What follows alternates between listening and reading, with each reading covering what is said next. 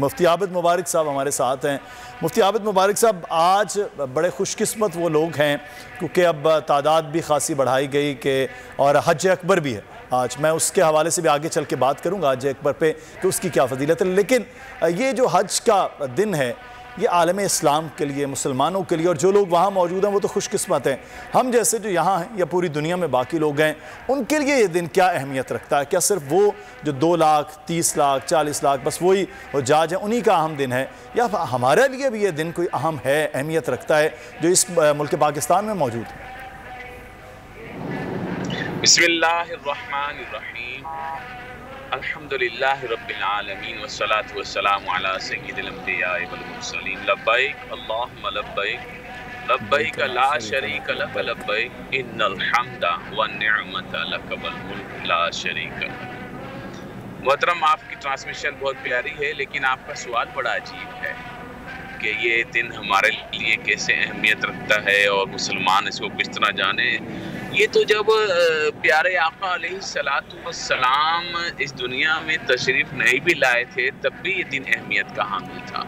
جب حضرت آدم علیہ نبینا علیہ السلام نے کعبے کی بنیاد رکھی، پھر حضرت ابراہیم علیہ السلام نے اس کو اتمام تک پہنچایا، تو انہوں نے آواز لگائی کہ آ جاؤ۔ تو اس وقت عالم ارواح میں جس روح نے لبیک کہا تھا وہ تمام قیامت تک جب بھی پیدا ہوتی رہیں گی وہ یہاں پر آتی رہیں گی۔ یہ دن تو یقین مانیے میرے آقا علیہ السلام نے مارچ 632 کی بات ہے، یعنی کہ 10 ہجری تھا اور 9 ذی الحجہ تھا، اور میرے آقا علیہ السلام جمعۃ الوداع کا خطبہ دے رہے تھے آج ہی کے دن، جو آج پاکستان میں تو 8 ذی الحج ہے، وہاں پر 9 ذی الحج ہے۔ تو میرے آقا علیہ السلام 9 ذی الحج کو کھڑے ہوئے، اور پھر ان کے سامنے جو لوگ تھے، سبحان اللہ عز و جل، اور میرے آقا علیہ السلام نے اس دن دین کو کمپلیٹ کر کے بیان کر دیا کہ اے لوگوں، تم میں سے کسی کالے کو گورے پر کوئی برتری نہیں ہے، اے لوگوں پڑوسی کو تنگ نہ کرنا، اے لوگوں رشتہ داروں سے قطع تعلق نہ کرنا، اے لوگوں لوگوں کو اذیت نہ دینا، اے لوگوں ظلم نہ کرنا، اے لوگوں اللہ سے ڈرتے رہنا، اے لوگوں میری تعلیمات کو یاد رکھنا، اور چاہیے کہ جو یہاں موجود ہیں وہ غائبین تک پہنچاتے، ہو سکتا ہے بعد میں آنے والے میری تعلیمات پر زیادہ عمل کرنے والے ہوں، ایسے بھی لوگ دنیا میں آتے رہیں گے جو اچھے طریقے سے دین پہنچاتے رہیں گے۔ بہت ساری چیزیں فرمائیں۔ بیسیکلی کیا ہے کہ فرمایا بنی الاسلام علی 5، اسلام کی بنیاد 5 چیزوں پر ہے، کلمہ توحید اور رسالت، اور اس کے بعد نماز، روزہ، زکوٰۃ، حج۔ اس میں آپ دیکھیں کہ 5 وقت جب ہم نماز پڑھتے ہیں تو ایک پروٹوکول کے ساتھ ایک جو ہے وہ اجتماعیت سامنے آتی ہے، پھر اس کے بعد جمعہ جب ہوتا ہے تو اس کے بعد تھوڑی بڑی اجتماعیت سامنے آتی ہے، پھر جب حج ہوتا ہے تو پوری دنیا کے مسلمان ایک ایک گلی کونے سے نکل رہے ہیں، اس ملک سے اس ملک سے، دنیا کے اس کونے سے دوسرے کونے سے، اور سب کے زبان پر ایک ہی لفظ ہے، یا اللہ لبیک، ہم حاضر ہیں۔ اور ساتھ میں صرف لبیک ہی نہیں ہے، ساتھ ہی کہتے ہیں لا شریک لک لبیک، اے اللہ تیرا کوئی شریک بھی نہیں ہے، اے اللہ ہم وہ تیرے عاجز بندے ہیں جو تجھے وحدہ لا شریک مانتے ہوئے تیرے گھر کی زیارت کو آ رہے ہیں۔ تو پھر اللہ تعالیٰ کیا انعام دیتا ہے؟ میرے آقا کریم علیہ السلام نے فرمایا اللہ تعالیٰ حاجی سے پھر اس طرح معاملہ فرماتا ہے کہ جب تک وہ اپنے گھر میں لوٹ کر نہیں آتا، جس کے لیے دعا کرتا رہتا ہے اللہ تعالیٰ سب کی بخشش فرما دیتا ہے۔ اور جب وہ اخلاص کے ساتھ حج کرتا ہے، حلال کے پیسوں سے حج کرتا ہے، اور وہ اللہ کی بارگاہ میں نیاز مندی کے ساتھ سارے فرائض، واجبات، شرائط اور سنتیں ادا کرتا ہے، تو اس کے لیے فرمایا ایسا ہو جاتا ہے جیسے ماں کے پیٹ سے آج ہی پیدا ہوا۔ بلکہ ایک جگہ تو یہ بھی ارشاد فرمایا کہ اس وقت پھر ایک گناہ باقی رہ جائے گا۔ کون سا؟ کہا اگر وہ یہ سمجھ رہا ہوگا کہ پتہ نہیں اللہ کہ نہیں بخشا، اللہ اس طرح بخشش فرما دیتا ہے کہ بندے کو یہ سوچنا بھی نہیں چاہیے کہ اس نے مجھے بخشا کہ نہیں بخشا۔ ایسا عظیم عظیم عظیم یہ عمل ہے اور ایسی عظیم یہ عبادت ہے، لیکن شرط کیا ہے؟ شرط یہ ہے کہ آپ جو ہے وہ حلال کے پیسوں سے کریں، آپ جو ہے وہ کسی کا دل توڑ کے نہ جائیں، آپ کو ایسے گناہ کر کے نہ جائیں کہ پیچھے آپ کے ساتھ ساتھ بدوائیں بھی جا رہی ہوں اور پھر آپ جائیں تو کعبے کا رب آپ سے منہ موڑ لے. ایسا نہیں، بلکہ عز اور انکساری کے ساتھ دو کپڑے اپنے جسم پہ لپیٹ کر دنیا کو باہر نکال کر رب کے خیال کو اندر رکھتے ہوئے لبیک کہتے ہوئے جائیں.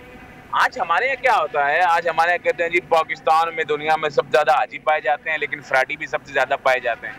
آج ہمارے یہاں کہتے ہیں جی یہاں کے سیاستدان، یہاں کے حکمران جو ہے وہ کہتے ہیں یہی معاملہ بڑا اہم آپ پوائنٹ پر لے آئے ہیں.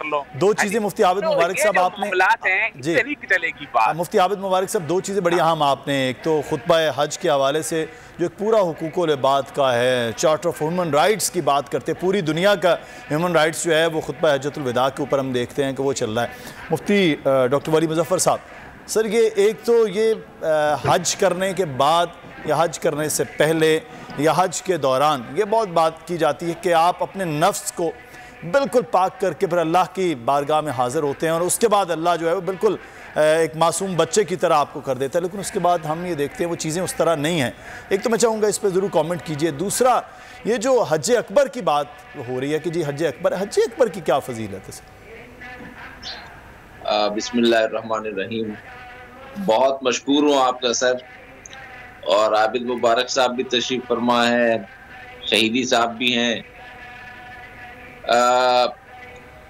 سب سے پہلی بات تو یہ ہے کہ حضرت ابراہیم علیہ السلام کو حکم تھا کہ وَأَذِّن فِي النَّاسِ يَأْتُوكَ رِجَالًا وَعَلَى كُلِّ ضَامِرٍ يَأْتِينَ مِنْ كُلِّ فَجٍّ عَمِيقٍ، کہ آپ لوگوں میں اعلان کر دیجئے کمزور اونٹوں پر، طاقتور جی کے گھر کو دیکھنے کے لیے آئیں گے اور یہاں حج کریں گے. یعنی حج کا معنی ہے زیارت، زیارت کے معنی ہے وزٹ، وہ وزٹ کریں گے.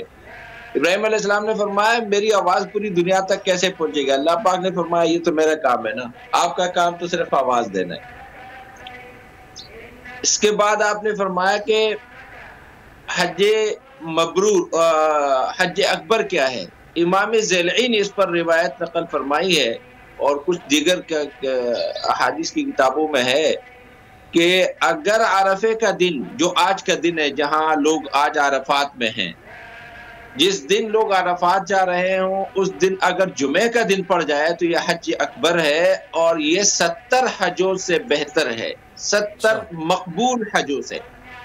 اور یہ جو لوگ ہیں ان کی دعائیں بھی سب کے لیے قبول ہوں گی اور اپنے لیے بھی قبول ہوں گی. اور ویسے بھی منا کی اپنی فضیلت ہے، مسجد خیف کی اپنی فضیلت ہے، اور مزدلفہ کی اپنی فضیلت ہے، وہاں مسجد مشعر الحرام اس کی اپنی فضیلت ہے، قرآن کریم میں اس کا تذکرہ ہے، اور عرفات کی اپنی فضیلت ہے، میدان عرفات کی. پھر وہاں ایک پہاڑی ہے جبل عرفات جس کو کہتے ہیں، یا جبل رحمت بھی اس کو کہتے ہیں. جبل رحمت کی اپنی فضیلت ہے، اس پر لوگ چڑھتے ہیں. اسی پہاڑی پر حضرت آدم اور حضرت حوا جب آسمان سے تشریف لائے تھے تو یہاں ان کی دوبارہ ملاقات ہوئی تھی. سبسکرائب کریں اور بیل دبائیں تاکہ کوئی خبر رہ نہ جائے.